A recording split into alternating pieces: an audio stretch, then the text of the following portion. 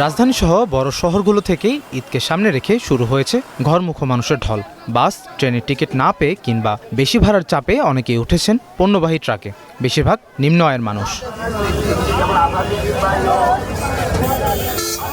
নুহু মিয়া করেন দিনমজুরের কাজ, পরিবার নিয়ে রওনা দিয়েছেন সিরাজগঞ্জের পথে, উঠেছেন ট্রাকে, ঝুঁকি জেনেও যাচ্ছেন গ্রামে ঈদ উদযাপন করতে।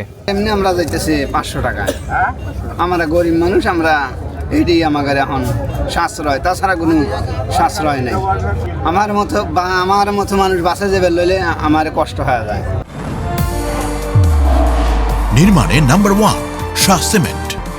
যাত্রীরা বলছেন ঈদের সময় বাস ভাড়া দ্বিগুণ, তাই বাধ্য হয়েও ঝুঁকি নিয়ে উঠতে হচ্ছে তাদের। এখন উপর আল্লাহ পাক এখন যদি ইয়ে দিয়ে থাকে তাহলে হবি, না হলে আল্লাহ পাক ভালোভাবেই দিয়ে। বাসের ভাড়া অতিরিক্ত চাওয়ার কারণে আমরা যেতে পারি না, করতে পারি না। বৃষ্টি বাদল, এখন ভিজে দেশে যাওয়া লাগে, ছেলে মেয়ে আছে তাদের সঙ্গে ঈদ করার জন্য।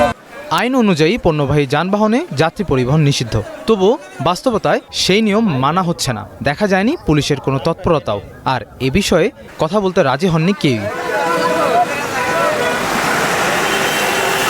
ঈদের আনন্দ ভাগাভাগি করতে পরিবারের কাছে ফিরতে চান সবাই, কিন্তু সেই যাত্রা যদি হয় অনিরাপদ, তাহলে আনন্দ মুহূর্ত বিষাদে পরিণত হতে পারে। তাই কম ভাড়ার লোভে নয়, নিরাপদ যাতায়াতে হওয়া উচিত সবার অগ্রাধিকার। সৈকত খান, ওয়ান নিউজ, ঢাকা।